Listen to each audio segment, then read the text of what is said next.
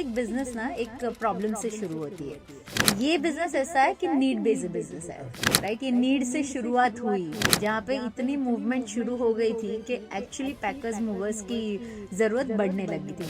हमने अभी तक मोर देन 1000 केसेस में कस्टमर्स को रिलीफ दिलाया, उनका गुम हुआ फर्नीचर्स, उनका पर्सनल बिलोंगिंग्स उनको रिटर्न दिलवाया है हमने। Does MFI have kind of certain rules and regulation for members कि आपको प्राइसिंग ऐसी ही रखनी है, या जो हमें शुरू में सबसे ज़्यादा मेहनत लगी वो इन्हीं चीज़ों में लगी, सारी कंपनीज को इकट्ठा करना और उनको कोई एक चीज़ रहती है, एक ये चीज़ है जो कॉमन होनी चाहिए, एक ये चीज़ है जो सारे MFI मेंबर्स में कॉमन होनी चाहिए। How did that entire vision of yours actually converted and brought that life to the entire federation? Every industry begins with a need, but very few industry pause to ask who protects the customer. The packers and mower industry in India was born out of necessity. People moved cities for jobs, families, education and better lives, but as demand grew, systems didn't, and in that gap, mistrust found its space. Scams multiplied, genuine businesses struggled to be heard, and customers were left confused, unsure of whom to trust. That's where the thought behind the Movers Federation of India comes in.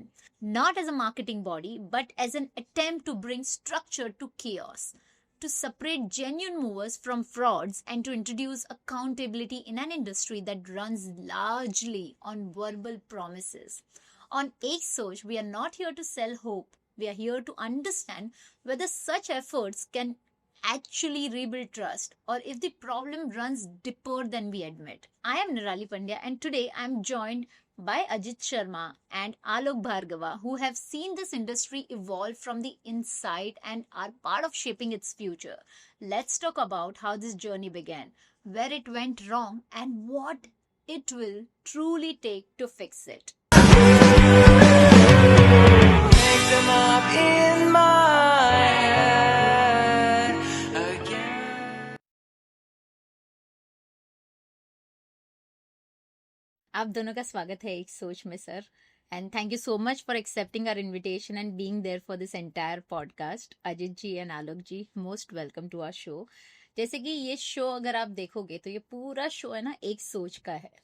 हमको लगता है कि एक सोच की वजह से ना आप अपनी पूरी जिंदगी 360 डिग्री चेंज कर सकते हो।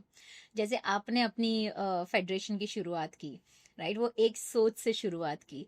तो हमें जानना है आपकी ये जो पार्टनरशिप और आपकी ये जो सोच थी कि मुझे ये फेडरेशन शुरू करनी है, उसकी पीछे की पूरी जो जर्नी है उसके बारे में कुछ बताइए हमारे व्यूअर्स को।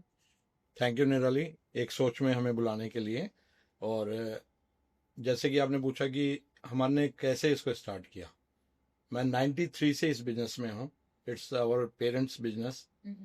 तो मैंने पहले ज्वाइन किया कलकत्ता में। मेरे फादर ने दिल्ली में उनके नीचे सीख के कलकत्ता से स्टार्ट किया। कलकत्ता के बाद मैंने चेन्नई में हैंडल किया, बेंगलोर में किया। 2003 आते आते मैंने हैदराबाद, दिल्ली, ये सब सिटीज़ में कंपनी के लिए ऑफिस संभाले। बट नियर अबाउट 17 ऑफिस होने के बावजूद भी कहीं ना कहीं कस्टमर को सेटिस्फाइड ना कर पाना, और जो स्टाफ्स है वो प्रॉम्प्ट ना होना। तो हमेशा दिमाग में ये रहता था कि कुछ इंडस्ट्रीज के लिए ऐसा करें जिससे कि हमारा इंफ्रास्ट्रक्चर की कॉस्ट कम होए, कस्टमर को ज़्यादा से ज़्यादा हम सपोर्ट दे सकें, अच्छी क्वालिटी में हम लोग काम कर सकें। तो 2003 में मैंने सोचा कि कुछ ऐसा होना चाहिए। तो R&D करना स्टार्ट किया। R&D करने के बाद में कुछ इंटरनेशनल फेडरेशंस हैं, एसोसिएशंस हैं, उनके बारे में रीड किया हम लोगों ने। तो सोच इमीडिएटली इफेक्ट नहीं करती है। आप आज सोचने लगते हैं तो उसको धरातल पे लाने के लिए ना समय लगता है। 100%। तो 2003 से लेके 2016 तक मैं बहुत बार गिरा भी, खड़ा भी हुआ, ग्रो भी बहुत अच्छे से किया। लेकिन कहीं ना कहीं मन में ये रहता था कि भाई हम बार बार ग्रो करते हैं और ग्रो करने के बाद वापस नीचे क्यों आ जाते हैं। करेक्ट। क्योंकि कहीं ना कहीं सपोर्ट्स नहीं है, इंफ्रास्ट्रक्चर प्रॉपर नहीं है हमारी इंडस्ट्रीज। yes, तो फिर मैंने अपना बिजनेस को क्लोज किया 2016 में।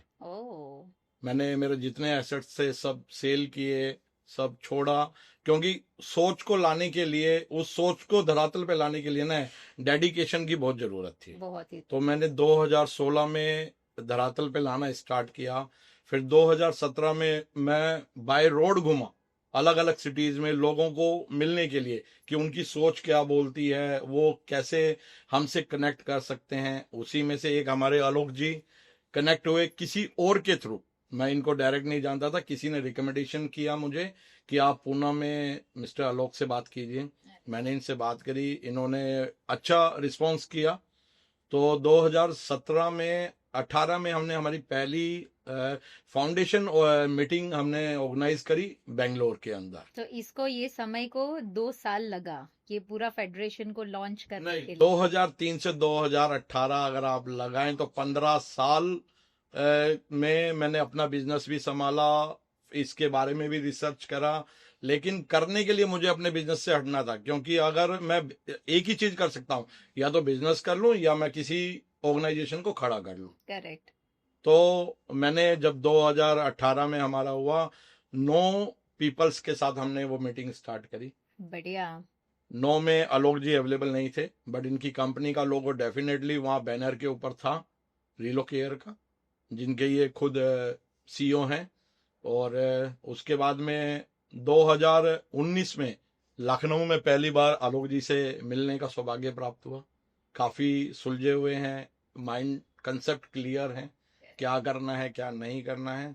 तो ऐसे हमारी जर्नी अब आगे आज 2025 है। बहुत ही तो बढ़िया। 9 साल निकल चुके हैं, 10वें के अंदर हम एंटर कर रहे हैं। Very nice, very nice. और आलोक जी, आपको कब लगा कि मुझे अभी ये जो कॉन्सेप्ट है बहुत ही नया कॉन्सेप्ट है और मुझे ये कॉन्सेप्ट के साथ जुड़ना चाहिए? एक्चुअली ये इंडस्ट्री बहुत पुरानी तो नहीं है। इंडिया में 1718 से ये 70-80s वाले एरा से ये डेवलप होना स्टार्ट हुई। Earlier it was cumulated with logistics industry. Logistics का ये पार्ट होता था, बराबर। रिलोकेशन इंडस्ट्री एक अलग से नहीं थी। जैसे ये डेवलप स्टार्ट होना हुई, 90s में लिबरलाइजेशन आया, एमएनसीज आई और इकोनॉमिक ग्रोथ स्टार्ट हुई, तो इसकी डिमांड, उसकी ज़रूरत बढ़ती। मेट्रो सिटीज़ में स्पेशली काफ़ी बढ़ती गई। तो चूंकि इसमें कोई नहीं था, कोई बैरियर नहीं था आने के लिए, कुछ स्पेशल लाइसेंस नहीं थी, आज भी नहीं है, कुछ स्पेशल स्किल्स की या डिग्री की वो नहीं थी, तो कुछ भी लोग, किसी भी तरह के लोग इस इंडस्ट्री में एंटर हो गए। जैसे ही एंटर हुए तो फिर इशूज़ आने स्टार्ट हुए। तो मैंने अपना बिजनेस 2007 में स्टार्ट किया था। तो ये जो अजीत जी ने बताया है कि इनका स्ट्रगल और इनका सोच मेरे बिजनेस स्टार्ट करने से पहले ही उन्होंने इस फेडरेशन की एक कल्पना कर ली थी। तो मैं भी उसी टाइम पर 16-17 में ये कल्पना कर रहा था, ये इशूज देख रहा था कि एक अपर बॉडी इंडिया में एटलीस्ट हो। इंटरनेशनली थी, इंटरनेशनल IIM, FIDI, काफ़ी ऑर्गेनाइजेशन थे। इंडिया में कोई भी एक ऐसा एसोसिएशन नाम की चीज़ नहीं थी हमारी इंडस्ट्री में जो कॉम्प्रहेंसिव रूप से कॉमनली हैंडल कर सके इन इशूज़ को। जब तक ये कॉन्सेप्ट का पता लगा, सर ने इनवाइट किया। बेंगलोर में किसी वजह से नहीं जा पाया, बट जब लखनऊ गया तो वो जो एक्सपीरियंस था वो इतना अच्छा था कि पहली बार लगा हमें कि हम अपनी इंडस्ट्री को कुछ वापस भी कर सकते हैं, प्लस जो भी नॉलेज है उनको शेयर कर सकते हैं और नॉलेज ले भी सकते हैं।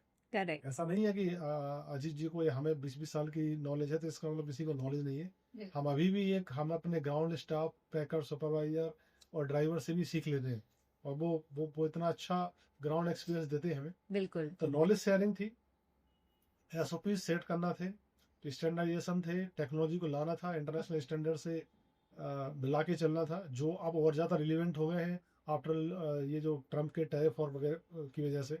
अभी कॉम्पिटिटिवनेस इतनी बढ़ गई है कि आप इंटरनेशनल स्टैंडर्ड पर हैं तभी आप सर्वाइव कर पाएंगे। करेक्ट।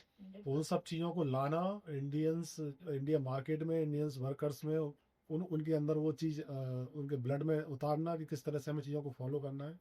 बहुत टफ है ये चीज़ें, बिकॉज देखो दुनिया में सबसे कठिन काम है किसी का व्यवहार चेंज कर पाना, माइंड सेट चेंज करना बहुत कठिन है।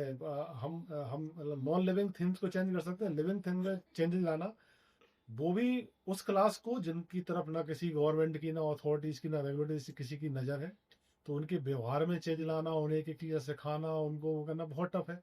Really I am grateful to Ajit ji कि उन्होंने ये विजन लाए, हम जैसे लोगों से जुड़ा, हम जितना भी योगदान कर पा रहे हैं हम कर रहे हैं। मेरे जैसे और काफ़ी लोग हैं जो जुड़े हुए हैं, और फाइनली यात्रा चल रही है। और अब इसका जो कलर है वो एक्चुअली सामने आने लगा है। बिल्कुल लोग जानते हैं, एटलीस्ट इतना तो है कि यदि किसी के साथ कुछ गलत हुआ है तभी वो एएफआई को कांटेक्ट करते हैं। बिल्कुल गलत ना हो, सही चाहिए हो, तब भी वो एएफआई को कांटेक्ट करते हैं। वी वांट टू मूव, तो हम किससे कराएं? तो दोनों वेज में एएफआई के पास आ रहे हैं। जो हमारा मकसद था वो एटलीस्ट ये है कि अब थोड़ा सा स्पीड लेना स्टार्ट हो गया। और थोड़ा सिस्टमाइज सारी चीजों को Correct, कर रहे हैं, correct, राइट। अभी जैसे मैं बोलती हूँ, हर एक बिजनेस ना एक प्रॉब्लम से शुरू होती है। ये बिजनेस ऐसा है कि नीड बेस्ड बिजनेस है, Correct. राइट। ये नीड से शुरुआत हुई, Correct. जहाँ पे इतनी मूवमेंट शुरू हो गई थी कि एक्चुअली पैकर्स मूवर्स की जरूरत बढ़ने लगी थी, राइट। और शुरुआती दिनों में ये बहुत ही अनऑर्गेनाइज सेक्टर था। आज के दिन में भी अगर आप मानो तो पैकर्स और मूवर्स का नाम आते ही सामने वाले के दिमाग में, कस्टमर के दिमाग में एक फ्रॉड नाम की चीज बैठ जाती है। तो उसके लिए आप क्या कहना चाहते हो? देखिए, ऐसा तो नहीं है कि पैकर्स मूवर्स का नाम लेते साथ ही फ्रॉड या स्कैम जैसा वर्ड आ जाता है। जैसा अजीत जी ने अपने पहले स्टेटमेंट में कहा था कि स्पेशली कोरोना के बाद, कोरोना में क्या हुआ कि सारे एस्टेब्लिशमेंट बंद हो गए और लोग डिजिटल मोड पर आ गए। हाँ जी, बिल्कुल। ज़्यादातर चीज़ें online, work from home, delivery और ये सब स्टार्ट हो गई, तो लोग थोड़े से सेवी हो गए सर्च करने की और ऑनलाइन। तो उसी टाइम पर ये मूविंग की भी थोड़ी रिक्वायरमेंट बढ़ी उस टाइम पर, बिकॉज बहुत से लोगों के जॉब गए, अब शिफ्ट हुए, लोग वर्क फ्रॉम होम गए, तो फिर कंपनीज ने बोला कि लॉन्ग टर्म पे आपको वर्क फ्रॉम होम करना है। तो जो मेट्रोज में रहते हैं उन्हें लगता है कि 35,000 40,000 रुपये रेंट देने से अच्छा ये सामान हम होम टाउन शिफ्ट करें। उस केसेस में हमारी इंडस्ट्री की ज़रूरत बहुत पड़ी, और चूंकि लोग ऑनलाइन थे, ज़्यादा यूज कर रहे थे, तो उसी टाइम पर इस तरह की जो कंपनी है वो बिल्कुल ग्रूम होने लगी इंटरनेट पर। जिनके पास ना तो कोई ऑफिस थे, ना टीम थी, ना व्हीकल था, ना एक्सपीरियंस था, बस उन्होंने कोई सिम लिया और एक नंबर लिया और उस पर आना स्टार्ट हुए। उस दौरान ये केसेस काफ़ी हुए। चूंकि इस टाइम पर लोग फ्री भी थे, तो वो न्यूज़ सुनने में भी बहुत आ रही थी, बिकॉज कुछ करने को था नहीं। तो जितने भी सोशल मीडिया पे या टीवी पर न्यूज आ रही थी, तो वो 2-3 साल के टाइम पर बहुत ज़्यादा हुई। But industry is good, healthy environment है, बड़े इन्वेस्टमेंट हो रहे हैं, बड़े प्लेयर आ रहे हैं, मल्टीनेशनल, मतलब इंडिया के बाहर की भी 10 कंपनी इंडिया में काम कर रही है रिलोकेशन उसमें। It's good industry. हाँ, कुछ केसेस अभी भी होते हैं, थोड़ी सी कस्टमर की अवेयरनेस की कमी है, थोड़े से कुछ फैक्ट चेक है वो लोग करते नहीं। थोड़ी हमारी इंडस्ट्रीज में भी कुछ इस तरह के एलिमेंट्स हैं जो इंडस्ट्री को खराब करते हैं। But this is not true कि पैकेट में सुनते ही साथ फ्रॉड सुनने में लगता है। बट यदि ऐसा आपको लग रहा है तो फिर ये एमएफआई का दायित्व है कि हम इस चीज को आपके माइंडसेट से बिल्कुल, मतलब जैसे आप लोग से करें। मिलने के पहले मेरे साथ ऑलरेडी, मेरे खुद के साथ मेरा एक्सपीरियंस रहा है, राइट। तो मेरे लिए तो मैं बहुत ही मुझे सोचना पड़ता है, राइट, कि मैं ये सर्विसेज लूँ या ना। और बड़ी बड़ी कंपनीज ने किया हुआ है, बड़ी बड़ी कंपनीज, इंटरनेशनल कंपनीज ने भी किया हुआ है, राइट। नहीं, जैसे आलोक जी ने बोला कि अवेयरनेस की कमी है, ये हकीकत है कि कस्टमर जब रिसर्च करते हैं तो वो प्रॉपर रिसर्च नहीं करता। नहीं करता। देखिए, अपने बिलोंगिंग्स, जो पर्सनल बिलोंगिंग्स वो हैंड ओवर कर रहा है, उनके साथ इमोशंस जुड़ा हुआ होता है। 100%। तो आप बाकी चीजों के लिए तो अवेयरनेस दिखाते हैं, बट इन चीजों के लिए कि आप किसको दे रहे हैं, कहाँ दे रहे हैं, जस्ट आपने एक गूगल से या ऑनलाइन कोई नंबर उठाया, जस्ट डायल से ले लिया, किसी भी ऑनलाइन प्लेटफॉर्म से आपने नंबर लिया, आपने सोचा ये ऑथेंटिक है। बिल्कुल आप बिल्कुल, अपने, यही सिस्टम होता है। लाइफ की हार्ड अर्निंग मनी का सामान आप किसी को हैंड ओवर कर रहे हैं। बिल्कुल। आप इतना समय नहीं निकाल पाते कि जाकर एक बार हम चेक करें कि हम जिसको दे रहे हैं कि वो वहां पे अवेलेबल है भी या नहीं है, या हम जिससे बात कर रहे हैं वो एक्चुअल में वो पर्सन है या नहीं है। तो इसमें अवेयरनेस की कमी है। कस्टमर समय बोलता है कि समय नहीं मिला, बट जब उसके साथ फ्रॉड हो जाता है तब उसके पास समय होता है, वो बेंगलोर से दिल्ली फ्लाइट पकड़ के भी आ जाता है, पुलिस स्टेशन में 10 चक्कर भी काटता है वो, फिर वो ऑनलाइन आके एमएफआई जैसी ऑर्गेनाइजेशंस को ढूंढता भी है और अपनी रिक्वेस्ट डालता है। हमने अभी तक मोर देन 1000 केसेस में कस्टमर्स को रिलीफ दिलाया, उनका गुम हुआ फर्नीचर्स, उनका पर्सनल बिलोंगिंग्स, उनको रिटर्न दिलवाया है हमने।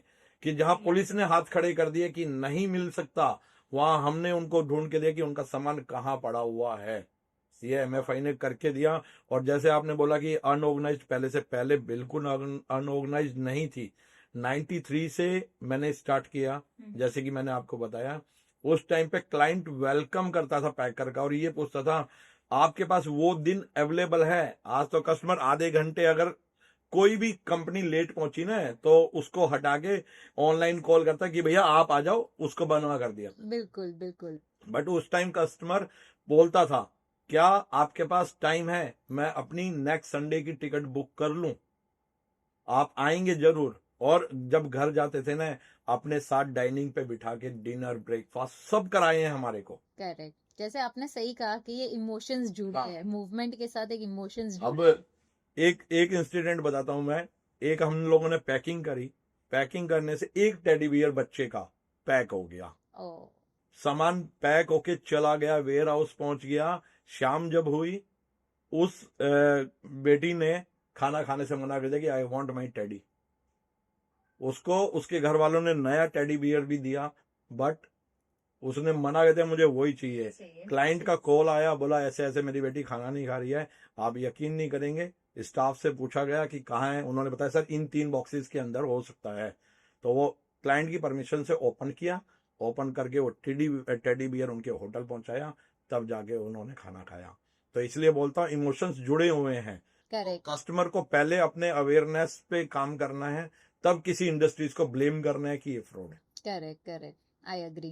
तो कस्टमर का पहले है, वो क्या बोलते हैं, अपने सामान की जिम्मेवारी हमारी खुद की है। ये दुनिया इतनी फास्ट है ना सर कि सबको on the tip of their like instant solutions चाहिए, राइट। अगर आप ह्यूमन मात्रा को अगर आप सोचोगे ना, उनको सारी चीजें बहुत क्विक चाहिए।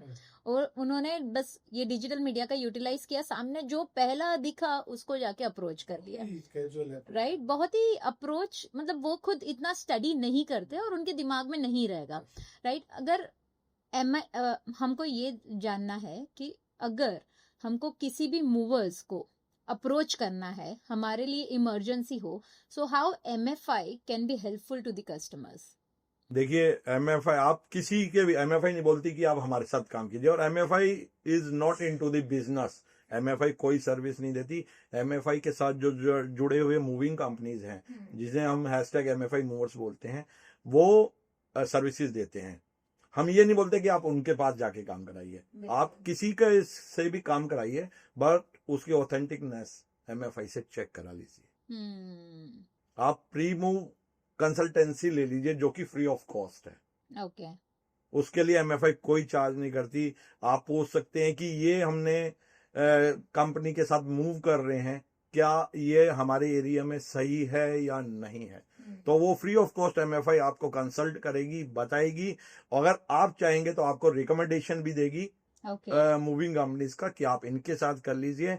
और ये गारंटी है, हम जिनका रिकमेंडेशन देंगे 100% एमएफआई की गारंटी रहेगी। अरे वाह। सो शुरुआती दिनों में जैसे इसमें कोई सर्टिफिकेशन या फिर ट्रेनिंग प्रोग्राम्स वैसे नहीं हुआ करते थे, राइट। आई एम श्योर आपने जब शुरुआत करी वो टाइम पे सबको समझाना भी डिफिकल्ट हुआ रहेगा, right. To get 9 people on board was also not easy, right? So how did that entire vision of yours actually converted and brought that life to the entire federation? Now, Nirali, we have 350 members. Wow, More than- that's amazing. More than 350 members. और जो 9 थे, आज वो 9 नहीं है। आप ये सोचिए, आज 9 में से we are only 3 or 4 founder and co-founder is there. Wow. बाकी चाहे तो वो SOPs को झेल नहीं पाए हों, या जो हमारे पैरामीटर हैं उन पे खरे नहीं उतर पाए हैं, तो प्रेशर निखारता है। आप पे जितना प्रेशर पड़ेगा, आप जितना प्रेशर झेल पाएंगे, उतने ही आपको निखार आपका आएगा इंडस्ट्रीज में। बट जो आज खड़े हैं वो स्ट्रांगली खड़े हैं एमएफआई के साथ में, और साथ में across the country more than 350, और not only in cities, rural area में भी आर, जिनका आपने नाम नहीं सुना होगा। जलेश्वर हो गया, रायगढ़ का नाम बिल्कुल सुना होगा, क्योंकि ओयो के जो फाउंडर हैं वो रायगढ़ से हैं, ठीक है। वहां भी हम लोग हैं, आप ये सोचिए। यानी नॉट ओनली सिटीज की, मेट्रो सिटीज A और B में नहीं, हम C और D में भी अवेलेबल है, स्ट्रांगली अवेलेबल है। बिल्कुल। सो 3 ऐसे रेड फ्लैग्स बताइए मुझे आलोक जी, ये इंडस्ट्री के, जो कस्टमर्स को कोई भी सर्विसेज लेने के पहले they should be instantly aware कि कोई भी फ्रॉड ना हो उनके साथ, या फिर कोई भी चीजों को, कोई भी सर्विसेज लेने के पहले उनके लिए डिफिकल्टी नहीं होनी चाहिए। तो जैसे अजय जी ने बताया ना कि हम कस्टमर्स की हेल्प करते हैं, तो यदि किसी कस्टमर ने हमें अप्रोच किया कि हमने इस जगह से हम इस कंपनी को अप्रोच कर रहे हैं अपनी सर्विसेज के लिए, तो आप बताइए कि उसके बारे में आपकी क्या व्यू है। तो हमने मैक्सिमम इंडस्ट्री में मैक्सिमम कंपनीज के बारे में स्टडी है, बट यदि हो सकता है कि उस शहर की उस कंपनी के पास हमारे पास डेटा ना हो, तो हम कस्टमर को बोलते हैं कि इसकी डेटा हमारे पास नहीं है, बट आप ये 3 चीजें चेक कीजिए। तो वो 3 चीज आप across the company, across the country, across the continent, आप 3 चीजें अगर चेक करेंगे तो आप खुद ही पता लगा सकते हो कि वो ऑथेंटिक है कि नहीं। नंबर 1 है, उसका किसी भी गवर्नमेंट अथॉरिटी के पास रजिस्ट्रेशन है क्या। आप उससे पूछिए कि आपका जीएसटी नंबर है क्या। अगर आप उसका जीएसटी नंबर ले लेंगे तो आप जीएसटी की वेबसाइट पे, जीएसटीएन पे जाके, या बहुत सारी कॉमन वेबसाइट है उन पर जाके जीएसटी नंबर डाल के आप वहाँ का उनका ओनर का नाम, उनका फोटो, उनका एड्रेस, सारी डिटेल आपको मिल जाएगी। जो बेसिक डिटेल है वो मिल जाती है। तो वो जो कंपनी ने आपको डिटेल प्रोवाइड की है अपने विजिटिंग कार्ड पर, वेबसाइट से, वो उसके जीएसटी नंबर से मैच हो रही है क्या। तो ये एक सबसे बड़ा ऑथेंटिकेशन है कि आप जीएसटी नंबर लीजिए। नंबर 2, बिल्कुल, आप 2 या 3 उनसे टेस्टिमोनियल्स मांगिए कि ठीक है आपकी सर्विस अच्छी है, तो आपने किसी 3 लोगों को जिनको सर्विस दी हो, अगर हम उनसे बात कर सकते हैं, या ईमेल पर उनसे बात कर सकते हैं, या चैट कर सकते हैं, तो 3 रेफरेंस एटलीस्ट। बिकॉज अगर 3 रेफरेंस तीन लोग बोल रहे हैं कि हमने सर्विस ली है और अच्छी है, तो बहुत संभावना है कि उनकी सर्विस अच्छी होगी।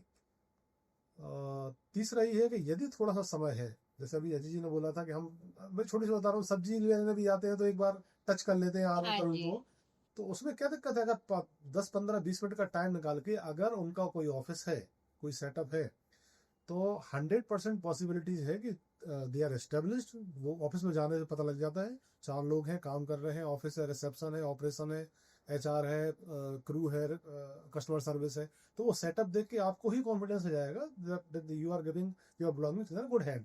तो ये 3 आपने अगर चेक कर लिए तो कोई पॉसिबिलिटीज नहीं है किसी भी तरह की फ्रॉड की, स्कैम की। अनफॉर्चुनेट कुछ इंसिडेंट हो, दैट्स बट अदरवाइज ये 3 जो रेड फ्लैग मैंने बताए, ये आप across the country, across the continent, आप जब भी सर्विसेज ले रहे हो, और मैं तो इससे भी आगे बढ़ के बोलता हूँ कि नॉट ओनली रिलोकेशन, आप कुछ भी सर्विसेज ले रहे हो जहाँ पे आपके घर पे सर्विस नहीं हो रही है, पेंटिंग घर पे करा रहे हो, तो उसके लिए जरूरी नहीं है, बट आप if you are giving to your belongings, तो आप एक बार ये जरूर चेक कीजिए। उसके बाद कोई पॉसिबिलिटी नहीं है कि आपके साथ किसी भी तरह के इंसिडेंट। मतलब डॉक्यूमेंटेशन भी उनकी क्या डॉक्यूमेंटेशन बहुत जरूरी है। और थर्ड वाला स्ट्रांगली बोलूंगा कि surprise visit, not for telephonic, क्योंकि आप किसी को बोलेंगे तो आप वो मेकअप करके रखेगा बिल्कुल कि क्लाइंट को क्या दिखना है। अगर आप सरप्राइज विजिट करेंगे तो आपको ये पता रहेगा कि वो आपका सामान को कैसे डील करेगा, ये 100% गारंटी है। पर सर एआई का जमाना है, राइट? जीपीटी पे आप डालो तो आप डॉक्यूमेंटेशन भी बहुत अच्छे से क्रिएट कर सकते हो। तभी तो बोल रहे हैं ना कि उसको प्रॉपरली आप जाके चेक कीजिए, या विजिट करना जरूरी है। आपका इमोशंस जुड़ा है, आप कुछ चीजें आपने बहुत प्यार से खरीदी है, कुछ आपके हस्बैंड ने खरीदी है, कुछ आपके बच्चों ने खरीदी है, तो उसकी कोई वैल्यू नहीं है एक्चुअली। वो अफसोस करने के अलावा बाद में कुछ भी नहीं है। वो एक कहावत है ना, जब चिड़िया चुग गई खेत तब कुछ नहीं हो सकता। कुछ नहीं कर सकते, राइट? तो फिर आप पुलिस भी मना कर देती है, क्यों मना करती है? क्योंकि जो आपको डॉक्यूमेंट दिए गए हैं उन डॉक्यूमेंट पे वो अवेलेबल ही नहीं है। पुलिस खुद थक चुकी है। वो हमारे पास जब केस आते हैं कहते हैं जी पुलिस ने तो बोला है कि आप जाइए, अगर वो बंदा अवेलेबल है तो मैं आपके साथ 2 कांस्टेबल भेज दूंगा। ये हमारे सामने है। एक नेवी की ऑफिसर थी, रिटायर्ड थे, उनकी बेटी ने भी गोवा में नेवी ज्वाइन करी थी, और उन्होंने ऐसे ही दे दिया, पुलिस ने कुछ नहीं। फिर मैंने कहा ठीक है, आप ये बताइए कि कैसे आपका सामान गया। बोले हमारे अपार्टमेंट में है, मैं सिक्योरिटी में चेक किया, वो बोले जो नंबर लिखवा रखा है वो फॉल्स है, फॉल्स नंबर है। मैंने ठीक है, गाड़ी आई है? बोले हाँ गाड़ी आई है। मैंने कैमरा है सोसाइटी में? बोले है।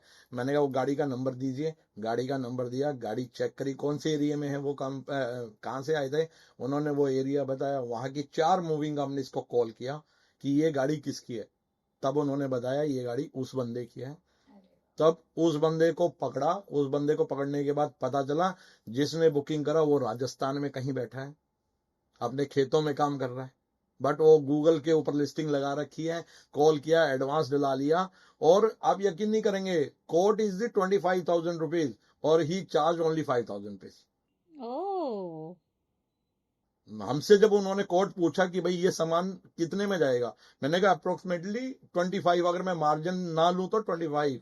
बिल्कुल। तो वो बोले 5,000 में। मैंने कहा सर अभी फोन उठा रहा है? बोले नहीं उठा रहा। बोला मेरे को 50,000 का बिल भेजा है उसने कि first you make this payment, उसके बाद आपका सामान हम डिलीवर करेंगे। ओह माय और सामान भी किसी झोपड़ी में पड़ा हुआ मिला, टीन के टपरे के छोटे से मकान के। ओह माय जब वो ऑटो वाले ने ले जाके बताया मैंने सामान यहाँ उतारा था, तब जाके वो सामान मिला। तो आप सोचिए कितना जरूरी है, एक विजिट जरूर करनी चाहिए। आप अपना सामान दे रहे हैं, चाहे वो स्मॉल मूविंग कंपनी हो और चाहे वो बड़ी मूविंग कंपनी हो। अगर आप इंडिया में देखो, जैसे अपने प्राइसिंग की बात करी, इंडिया में लोगों की एक मेंटालिटी है कम पैसे में काम बहुत बढ़िया हो रहा है, राइट? जैसे आपने बोला 5,000, जबकि एक्चुअल कॉस्ट अगर आप मार्जिन ना भी पकड़ो, प्रॉफिट ना भी पकड़ो, तभी भी 25,000 थी। बिल्कुल। तभी भी कस्टमर को ये हाईलाइट नहीं हुआ उनको कि भाई ये फ्रॉड हो सकता है। देखिए निरली जी क्या होता है, आपने भी जब मूव किया होगा डेफिनेटली 2-3 कोर्स आपने जरूर लिया होगा। आपने जिसका सबसे कम है उसी को चूज किया होगा। आपने मिडल वाले को क्यों नहीं चूज किया, या हायर वाले को क्यों नहीं किया, ये बताइए। अगर किसी ने 50,000 दिया और किसी ने 20,000 दिया, आपने बोला अगर ठीक है बाद में लेगा, 5 एक्स्ट्रा ले लेगा, 10 एक्स्ट्रा ले लेगा, वो मेंटेलिटी के अंदर है। कई लोग क्या होते हैं, अड़ियल किस्म के होते हैं, वो अड़ जाते हैं कि हम पैसा नहीं देंगे, हमने 5,000 में बात करी, हम 5,000 देंगे। कई कस्टमर क्या समझदारी दिखाते हैं कि मुझे आलोक जी की कंपनी से 1 लाख रुपए का कोट आया है और इसने मेरे से 25 लिया, now he is asking 1.5 lakh. आप बार्गेनिंग करेंगे, बार्गेनिंग करके समवेयर आप 1 लाख के आजू बाजू, अगर आपको लगता है कि वो आ गया है और एश्योरेंस दे रहा है कि हाँ भाई मैं भेज दूंगा, तब क्लाइंट क्या करता है, यार मैं पुलिस में क्यों जाऊं, मैं बेंगलोर से दिल्ली की फ्लाइट क्यों लूं, मैं सिर्फ पैसे बचाने के लिए मेरा टाइम भी खराब, मेरा पैसा भी खराब। तो वो कंप्रोमाइज कर लेते हैं, उनके साथ सेटल करते हैं और दे देते हैं। करेक्ट। सो ये सारी चीजें जो भी आप लोग सिस्टम या फिर जो भी एक्टिविटीज करते हो, does MFI have kind of certain rules and regulation for members कि आपको प्राइसिंग ऐसी ही रखनी है या फिर इतनी ही रखनी प्राइसिंग का हमारा कोई भी लेना देना नहीं है। है? क्वालिटी मस्ट मेंटेन रखनी है, कोई भी झूठ नहीं बोलना है किसी भी कस्टमर को, हमारे पास कंप्लेंट नहीं आनी चाहिए। So you have kind of a checklist and Yeah. documentation. Definitely आपके डॉक्यूमेंट्स कंप्लीट होने चाहिए। आप इवन एक बताता हूँ, हमारे पास कई बार मेल आ जाता है ना, और गलती से उसको भी मेल गया होता है, तो हमारे बीच में आने से पहले ही दे रिजॉल्व इट। Okay. 4-5 बार ये चीजें हमने देखा। आलोक जी को तो नहीं पहुंचती हैं ये चीजें, क्योंकि मैं इन चीजों पे पूरा स्ट्रिक्ट रहता हूँ। तो इमीडिएटली वो रिजोल्व कर, सर आप ठीक है, मेल पे मैं आपको दे रहा हूँ, आप प्लीज मेल को लिख दीजिए कि मेरा काम हो गया। Okay. तो उतना डर है, क्योंकि जब MFI ग्रो कर रहा है, और अभी तो आलोक जी ने जैसे बोला कि काफी ग्रो कर लिया, अब बस इसको स्पीड पकड़वाने की जरूरत है। बिल्कुल बिल्कुल, और जितने मेंबर्स जुड़ सके उतना अच्छा भी। डेफिनेटली अभी हमारा तो यही है कि पूरी इंडस्ट्रीज हमारे साथ जुड़े, क्योंकि MFI बिजनेस नहीं सिर्फ ऑर्गेनाइज करना चाहती है। बिजनेस तो हमारे मूवर्स अपने आप कर रहे हैं और अच्छा कर रहे हैं, हेल्दी कर रहे हैं। क्यों आलोक जी? बिल्कुल बिल्कुल। तो ये जो आपने बात की, तो इस तरह कुछ SOPs हमने लगाई हुई है, एक स्टैंडर्ड ऑपरेशन प्रोसीजर लगा हुआ है कि स्टेप बाय स्टेप आपको ये फॉलो करने हैं। जो हमें शुरू में सबसे ज्यादा मेहनत लगी वो इन्हीं चीजों में लगी, तो सारी कंपनीज को इकट्ठा करना और उनको कोई एक चीज लेके, एक ये चीज है जो कॉमन होनी चाहिए, एक ये चीज है जो सारे MFI मूवमेंट्स में कॉमन होनी चाहिए, एक एक करके जो SOPs फॉलो करना स्टार्ट की, तो फिर ये जो इश्यूज आना कम होगा या खत्म होगा ही। Okay. उन चीजों पर हम काम करते हैं भाई। एक सिस्टम जो हम पुणे में फॉलो कर रहे हैं, वही सिस्टम उसी तरह का बाकी मूवर्स और बाकी कंपनीज। सारे 350 members are under one roof, मतलब सेम सिस्टम उनकी फॉलो हो रही हम है। लोग कॉन्फ्रेंस कर दे, तो कॉन्फ्रेंस में पहला दिन जो हो, पहला दिन पूरा इसी पे जाता, पूरा एक एक चीज को, एक एक पॉइंट को थॉरोली डिस्कस करते हैं, सब लोगों से एक्सपीरियंस लेते हैं।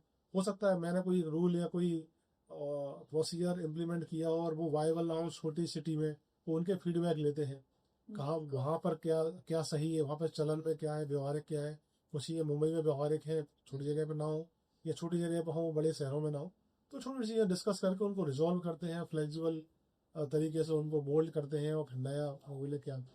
बढ़िया। ये फॉर्मेटिव लास्ट। सो ये जर्नी में ऐसी कोई अनफॉर्चुनेट सिचुएशन हुई इंडस्ट्री की जहाँ पे MF5 came into picture and they have solve that problem? जैसे अभी जी ने बताए, ये 2 या 3 केस बताए हैं जो हमने इस तरह से सॉल्व किए हैं। बहुत से केसेस मेरे ख्याल से मैक्सिमम केसेस हमारे पास कैसे आए हैं निराली जी, जिसमें MFI के मूवर्स इन्वॉल्व नहीं थे, बस किसी और मूविंग कंपनी के थ्रू जो MFI के मेंबर नहीं थी और कोई इशू आया और उन्होंने बिल्कुल इस तरह से कांटेक्ट किया, बिल्कुल जैसे लोग इमरजेंसी में हॉस्पिटल या पुलिस को करते हैं कि अभी आप ही कर सकते हो, बिकॉज वी आर हेल्पलेस।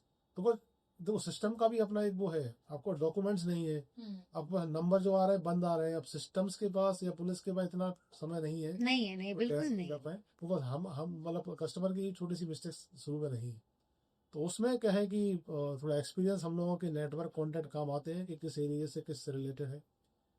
दूसरा क्या है कि थोड़ा सा लोगों में लीगल और इलीगल के प्रति जानकारी नहीं है कस्टमर्स को। वो बोलते हैं हम कोर्ट चले जाएंगे और पुलिस में कर देंगे, तो वो बिल्कुल उनको नहीं पता कि हर चीज़ के लिए कोर्ट है, वो वेलकम नहीं करती तब तक हमारे पास बेसिक एविडेंसेस नहीं है। तो वो उनको गाइड करना, उनको अवेयर करना उन चीज़ों को।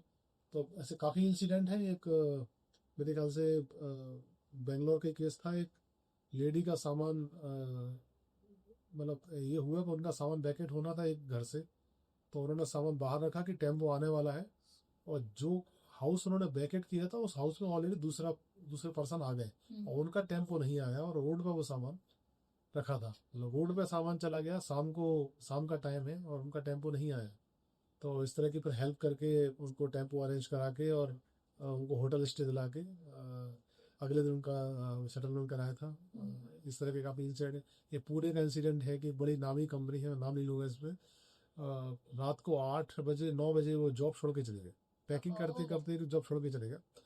तो मैं उसमें रहता था, तो मैं रात को 11 बजे के आसपास मेरे पास कॉल आया कि मैं ये बोल रहा हूँ और ये कंपनी से कराया था, वो छोड़ चलेगा, मेरी 6 बजे फ्लाइट है, तो एक बार आप आके देख लीजिए, मैं चाबी अरेंज कर दूंगा, फिर आप बाकी का सामान पैक करवा के भिजवा देना। उनको कोटा जाना था पूरे से, मैं रात को 11 बजे उठ के गया, उनका सामान वामान देखा, तो बहुत अनफॉर्चुनेट था। अब हो सकता है उनको इंडिया के बाहर जाना होता या उस घर में किसी को आना होता दूसरे दिन, तो इस तरह की सिचुएशन आती है ना। हम लोग हेल्प करते हैं, MFI हेल्प करती है, हमारी सारी टीम, सारे मेंबर्स बिल्कुल लॉयल हैं और कभी भी उनको हेल्प के लिए बोला तो दे आर रियली सपोर्ट करते हैं, तो उनका हमने बाकी का काम करवा के उसको कोटा भेजा। इस तरह के इंसिडेंट हमारे नॉलेज में आते हैं, उनके लिए हम काम करते हैं, बट हम चाहते हैं कि ये ना हो। उसके लिए अवेयरनेस के लेवल पे जो भी हम कर सकते हैं, साल में 1 या 2 हम वर्कशॉप अलग अलग शहरों में ऑर्गेनाइज करते हैं, हर साल एक कॉन्फ्रेंस करते हैं अलग अलग शहरों में। अभी हमारी बेंगलोर, लखनऊ, हैदराबाद, जयपुर, दिल्ली, गुवाहाटी, गोवा एंड लास्ट भोपाल, 8 हम कॉन्फ्रेंस कर चुके हैं। 9th हमारी अहमदाबाद में शेड्यूल है। एक इंटरनेशनल कॉन्फ्रेंस अभी हम अप्रैल में दुबई में कर चुके हैं, सितंबर नॉट अप्रैल। अप्रैल में भोपाल में थे, तो सितंबर में हमने दुबई में किया। यहाँ दुबई की कुछ कंपनीज को, बिकॉज कुछ हल्का फुल्के इशूज इंटरनेशनल कस्टमर्स को भी आ रहे हैं और वो और बड़े पैमाने पर हो जाते हैं जब कस्टमर सामान बुक करके अब्रॉड चला जाता है। तो कुछ उस तरह के चीज़ें सीखने के लिए, और दूसरा हमें अपने मेंबर्स को इंटरनेशनल एक्सपोजर देने के लिए कि इंटरनेशनल स्टैंडर्ड क्या होती है, इंटरनेशनल वेयर हाउसिंग क्या होती है, स्टोरेज क्या होती है, वो एक्सपोजर देने के लिए हमने इंटरनेशनल स्टार्ट किया, जो हम कंटिन्यू फर्स्ट से सेकंड थर्ड अब वो हर साल हम कंटिन्यू करें। बढ़िया। MFI is doing really great job, right? Members को तो हेल्प हो ही रहा है, बट साथ ही साथ जैसे कस्टमर्स भी आपको कभी बार डायरेक्टली अप्रोच करते हैं, राइट? और आप लोग ने उनकी प्रॉब्लम्स भी सॉल्व की है और काफी केसेस भी आप लोग ने सॉल्व किए हैं। But in this process don't you think, जैसे आपने इंटरनेशनली बात की, जैसे ना कस्टमर मूव हो जाता है, सामान अपना मूव करके खुद इंटरनेशनल चला जाता है, don't you think that customer should have a proper insurance, goods insurance before they start moving? Insurance इसमें थोड़ा सा मतलब आपके इस चैनल के थ्रू में या इस मीटिंग के थ्रू बताना चाहूँगा। इंडिया में जो मैंने बताया कि लॉजिस्टिक्स सेक्टर को तो एक इंडस्ट्री का दर्जा दिया है, रिलोकेशन इंडस्ट्री को एक इंडस्ट्री का दर्जा नहीं दिया, ऑर्गेनाइज नहीं थी इसलिए। तो अपने इंश्योरेंस क्या करते हैं कि जैसे ही उनके पास कैटेगरीज हैं अलग अलग सर्विसेज की, अलग अलग प्रोडक्ट की, जैसे वो अपनी कैटेगरीज में रिलोकेशन डालते हैं तो इंडस्ट्री का नहीं मिलते हैं, तो उनके प्रीमियम फिर उस जगह बहुत हाई है। जहाँ वो इंडस्ट्री नहीं अनऑर्गेनाइज है तो दे नो उसके यहाँ पर इशूज है, सामान गायब हो सकता है, टूट सकता है, थेफ्ट हो सकता है, तो उन्होंने अपने प्रीमियम हाई करके रखे हुए हैं। इस कारण से बहुत इंश्योरेंस कंपनीज का एक्सपोजर इस इंडस्ट्री के लिए बहुत ज़्यादा नहीं है। बहुत मतलब आउट ऑफ 30 इंश्योरेंस कंपनी 2 या 3 इंश्योरेंस कंपनी हैं जिनका एक्सपोजर हाउस होल्ड के लिए है, उनका भी बहुत हाई प्रीमियम पे है। अब अगर वो 3-4% यदि प्रीमियम पर वो इंश्योरेंस कराएंगे तो कस्टमर या एक आम आदमी की हिम्मत नहीं है कि इतने हाई वैल्यूएशन पर वो उनका इंश्योरेंस करा सके। बट हाँ, इंटरनेशनली वो करते हैं। अगर इंडिया के बाहर जा रहे हैं तब वो इंश्योरेंस करते हैं, डोमेस्टिक केसेस में नहीं करते। इंटरनेशनल ये क्यों करते हैं? क्योंकि इंटरनेशनली सामान मूव करने में सेट ऑफ स्टैंडर्ड फिक्स है। आपको एयर शिपमेंट भेजना है तो एयर शिपमेंट जाने के लिए एक सेट है, आप ऐसा बिना पैक किया हुआ, खराब पैक किया हुआ नहीं भेज सकते। आपको सामान तो प्रॉपर पैक करके पैलेटाइजर में बॉक्स बना के ही भेजना पड़ेगा। सेम सी के साथ है, सी शिपमेंट आप भेजेंगे तो उसमें कंटेनर में सामान जाएगा, तो वो सेट ऑफ स्टैंडर्ड फिक्स है। डोमेस्टिक के केस में नहीं है। डोमेस्टिक में ओपन गाड़ी भी है, ऊपर व्हीकल जा रहा है, अभी बारिश आ गई, ये सब चीजें हैं। तो इंश्योरेंस का एक्सपोजर इस इंडस्ट्री के लिए थोड़ा सा कम है। हम टाइम टाइम पे अलग अलग स्टेट गवर्नमेंट के साथ या रेगुलेशन के साथ या अवेयर करते हैं और गवर्नमेंट से डिमांड भी करते हैं कि आप एटलीस्ट धीरे धीरे इस इंडस्ट्री के लिए इस तरह के प्रोडक्ट या सॉल्यूशन लाइए so that everyone can opt insurance. तो इंश्योरेंस बहुत बड़ा गेम चेंजर है ऐसे केसेस में। बिल्कुल, ठीक है, हुआ तो at least insurance they can get their money back at least, right? जब हम क्रॉप का इंश्योरेंस कर सकते हैं जो बिल्कुल खुले खेत में यदि हो रही है, तो why not we can do. तो उस पर चल रही है, बट अब इनके लिए सब IRDAI मिनिस्ट्री, फाइनेंस मिनिस्ट्री लंबी चीजें हैं, तो वो लंबा समय अभी भी सुविधा नहीं है ये इंडस्ट्री में। नहीं है ये निराली जी। हम लोगों की डिमांड है कि पहले तो इस इंडस्ट्रीज को एक अलग से नाम दिया जाए, क्योंकि नियर अबाउट 4 to 5 बिलियन की इंडस्ट्रीज है ये, जहां गवर्नमेंट अपना रिवेन्यू लॉस कर रही है। अगर वो इसको ऑर्गेनाइज करती है तो उनको रिवेन्यू अच्छा मिलेगा, और एम्प्लॉयमेंट बहुत ज़्यादा है। एम्प्लॉयमेंट तो ऑलरेडी चल रहा है, बट वो नज़र नहीं आता अनऑर्गेनाइज्ड होने की वजह से। बिल्कुल। तो अगर गवर्नमेंट इसको एक नाम दे देती है, एक इंडस्ट्रीज की पहचान, रीलोकेशन इंडस्ट्रीज का सेक्टर अलग क्रिएट कर देती है, तो डेफिनेटली गवर्नमेंट को भी बहुत फायदा है, एम्प्लॉयमेंट्स में भी बहुत फायदा है, और कस्टमर को तो है ही है। क्योंकि अभी जस्ट हमारी रिसेंटली बात हुई है, 2 राउंड की बात हुई है BIS के साथ, ब्यूरो इंडियन स्टैंडर्ड्स के साथ। ऑलरेडी गवर्नमेंट इस पे काम कर रही है। हमारे 2 राउंड हो चुके हैं, अभी नेक्स्ट राउंड डायरेक्ट गवर्नमेंट के साथ है या पॉलिसी मेकर के साथ है। तो आने वाले 1-2 साल में आपको दिखेगा कि रीलोकेशन इंडस्ट्रीज या पैकर्स में उसमें भी स्टैंडर्ड्स आ जाएंगे। बढ़िया। I mean, this is one of the fast moving industry. या डेफिनेटली ये हमारी चीजें चल रही हैं। और जैसे कि इंश्योरेंस का आपने पूछा, MFI अपने मेंबर्स को अप टू 10 लाख का इंश्योरेंस, मेंबर्स जो कस्टमर MFI के थ्रू मूव करते हैं, हमारे ऑन बोर्ड होके करते हैं, 10 लाख तक के लिए हम लोग उनसे कुछ भी पैसा इंश्योरेंस के नाम पे नहीं लेते हैं। बढ़िया। बट उसके अंदर डेप्रिसिएशन वैल्यू ही क्रिएट करी जाती है अगर कुछ हो जाए। अभी पीछे एक एक्सीडेंट हुआ था, 10 लाख का था, तो client have get only 2.5 lakh to 3 lakh only, क्योंकि सामान पुराना है। बिल्कुल। किसी भी चीज की एक लाइफ होती है। 100% डेफिनेटली आपके लिए वो आपके ग्रैंडफादर की क्लॉक है, अनमोल है, इमोशन जुड़े हैं, आपके लिए वो अरबों की है, बट इंश्योरेंस कंपनी के लिए वो अरबों की नहीं है। तो उसी तरीके से उनको क्लेम मिला कस्टमर को, और हम रिटर्न में देते हैं। जब हमारे पास आता है, MFI कोई सर्विस नहीं देता, pass on to his member, और ये बता देते हैं कि रिटर्न में कि आपको 25 to 40% ही क्लेम मिलेगा अगर रोड बेसिक इंश्योरेंस से, अगर रोड पे एक्सीडेंट हो गया तो ये हमने काफी चीज है। MFI टेक्नोलॉजी पे काम कर रही है। पेंडेमिक टाइम के बाद हमने लाइव लोकेशंस अपने मेंबरों को दी, वो एक हमारा सबसे बड़ा अचीवमेंट है लोग जी, कि आज आप अगर ब्लू डार्ट से कोरियर भी बुक करते कोई भी, तो आपको ये पता नहीं चलता, सिर्फ इतना लिख के आता है इट्स इन ट्रांजिट, बट आप MFI मूवर्स के साथ अपना लाइव शिपमेंट देख सकते हो कि कौन सी सड़क पे है, कहाँ पे रखा हुआ है। तो ये फैसिलिटी सिर्फ एमएफआई मूवर्स के पास है। इंडिया में आज की डेट में कोई भी बड़ा प्लेयर ये नहीं बोल सकता कि हमारे पास वो है। ये एक हमारा अचीवमेंट है और हमने पूरा ऑनलाइन डॉक्यूमेंटेशंस पे काम कर रहे हैं। बहुत जल्दी हमारे मेंबरों को ये सब फैसिलिटीज मिलेगी और विद क्लाइंट भी अपने सिस्टम पे ही चेक कर सकता है, उनको कहीं जाने की जरूरत नहीं है और वो 24/7 एमएफआई कस्टमर केयर से भी कनेक्ट हो सकता है। Wow, that's amazing. I mean ये सबसे बड़ा प्रॉब्लम है जो आप इमीडिएटली कस्टमर्स का सॉल्व कर। बिल्कुल ये किया है और इसके लिए थोड़ा सा और समय लेंगे हम लोग, क्योंकि हम चाहते हैं कि इस पूरी इसको जो 1 to all हमें करना है, हम अपने 10वें सालगिरह पे हम उसको लॉन्च करें। हमारे मेंबर यूज कर रहे हैं, काफी लोग यूज कर रहे हैं, आलोक जी की भी कंपनी यूज कर रही है और क्लाइंट को एक सर्टिफिकेशन मिलता है कि आपके घर से सामान निकला है तो वो कहाँ पे है अभी। बिल्कुल बिल्कुल। And it is very strange to hear that अब तक कोई गवर्नमेंट इंटरवेंशंस नहीं हुए इसमें।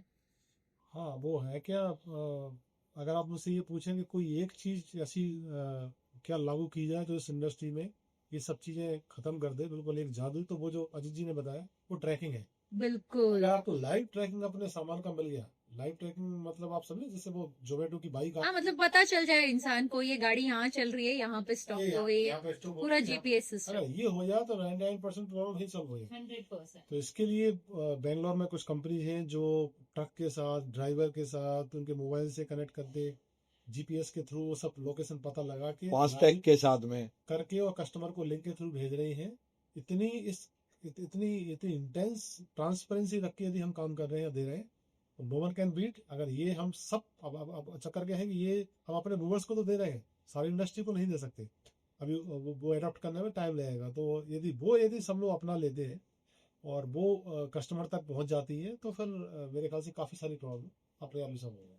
आई am sure the kind of work you guys are doing और भी बहुत लोग जुड़ेंगे आप लोग के साथ और ये इंडस्ट्री और भी बड़ी हो सकती है। आई एम श्योर इंडिया में कितने मूवर्स कंपनी रहेगी तकरीबन? मेरे ख्याल से 10,000 कंपनीज के आसपास है और 40 to 50 lakhs mean 4 to 5 million इसमें डायरेक्ट एम्प्लॉयमेंट है और 40,000 करोड़ के आसपास का तो रेवेन्यू डोमेस्टिक मार्केट का ही है इंडिया में। ह्यूज अपॉर्चुनिटी है। देखिए अर्बनाइजेशन जैसे जैसे बढ़ रहा है, अभी ये छोटे छोटे काम करने के लिए स्पेशलाइज लोग चाहिए। अगर हम एक नाम ले अर्बन कंपनी का, तो एक कुछ साल पहले हम कल्पना नहीं कर सकते थे कि इलेक्ट्रिशियन, प्लम्बर और कारपेंटर भी एक कॉल पे शेड्यूल तरीके से एक स्लॉट के साथ मिलेंगे। तो बड़े बड़े शहरों में वो अवेलेबल है, या स्पा के लिए या ब्यूटी सर्विसेज भी हमारे घर पर अवेलेबल होंगी। तो इसके लिए अब ये जो नेक्स्ट टाइम आएगा इसमें मूविंग सर्विसेज, पैकिंग सर्विसेज, इन सब की जरूरत डे बाई डे है। ये कोई ओकेजनली नहीं है कि साल भर में एक बार या लाइफ में कभी एक बार। ये मल्टीपल लोग फर्नीचर अपग्रेड कर रहे हैं। हर 11 मंथ्स के बाद हाउस चेंज होता है, हाउस अपग्रेडेशन चल रहा है, हाउस रिनोवेशन चल रहा है, स्टोरेज हो रहा है, बहुत सारा सामान है। मतलब मुंबई जैसे शहरों में तो स्पेस नहीं रहता, बट बच्चे यदि बाहर गए हैं तो उनका सामान कहाँ रखेंगे, तो लोग स्टोरेज में रखते हैं, लॉन्ग टर्म स्टोरेज में। तो वो फैसिलिटीज अभी ये ग्रेजुअली बढ़ेगी। अच्छा, इसमें एसकेयू फैसिलिटीज भी मिलती है? Yes we do long term short storage, जिसमें आप सामान लॉन्ग टर्म तक रख सकते हो। काफी लोगों ने रखा हुआ है, मतलब वेयर हाउस में इस तरह का सामान, जैसे वो टेडी बियर का एग्जांपल दिया था कि उनकी वैल्यू कुछ भी नहीं है, but they spend lakhs rupees to store the goods, because उनके इमोशंस या तो बच्चे माँ बाप के रखे हैं या माँ बाप बच्चों बिल्कुल रखे हुए, तो वो हम बिल्कुल सिक्योर तरीके से उनको स्टोर करके रखते हैं। तो ये सर्विसेज तो बढ़ेंगी, इस सेक्टर में एम्प्लॉयमेंट भी बढ़ेगा, सर्विसेज की रिक्वायरमेंट भी बढ़ेगी। और ये धीरे पहले जो एलिट क्लास की सर्विसेज थी, फिर अपर मिडिल क्लास पे आए, मिडिल क्लास पे आए, ये लोअर मिडिल क्लास और नीचे तक ये सर्विसेज जाएंगी। हर किसी को जरूरत है। बिल्कुल, अपॉर्चुनिटीज बहुत ही वास्ट है ये इंडस्ट्री में। अपार्ट फ्रॉम दैट मैंने देखी है कंपनीज 5-5, 10-10 मिनट में भी आके, अगर हमने at the tip of your call, right, जैसे ही आपने कॉल किया कंपनीज भेज देती है तुरंत ही। लगता है कि बाहर ही खड़े था। हाँ जी बिल्कुल। मतलब और पैकिंग भी अगर आप देखोगे तो क्या बढ़िया, मतलब it's very fast, right. So talking about this industry, मुझे ये जानना है कि why aren't we able to attract more number of skilled people in this industry? उसका नॉलेज एक ही रीजन है, हमारे एकेडमिक्स में कोर्सेज का ना हो। देखिए टैलेंट कहाँ से आता है? टैलेंट आता है कॉलेज से, स्कूल से। हमारे जो ITIs हैं, जो डिप्लोमा कोर्सेज हैं, जो पैरा इंजीनियरिंग कोर्सेज हैं, वहाँ पर जब तक ये सब्जेक्ट ये कोर्सेज नहीं आएंगे, ये मैंने काफ़ी फोरम पे एमएफआई के फोरम पे एक बात बोली है कि हमारे यहाँ अनएम्प्लॉयमेंट भी है और हमारे यहाँ स्किल की कमी भी है। मतलब हमारी कंट्री कैसी है कि दो कॉन्ट्राडिक्ट चीज़ें एक साथ एग्जिस्ट कर रही है। अनएम्प्लॉयमेंट तब होता है जब एम्प्लॉयमेंट ना हो, काम करने के लिए ना हो। 100%। काम करने के लिए जब होता है जब लोग ना हो। यहाँ दोनों ही चीज़ें एग्जिस्ट कर रही है इंडिया में। हमें इसके लोग चाहिए और कुछ लोगों को जॉब चाहिए, बिल्कुल।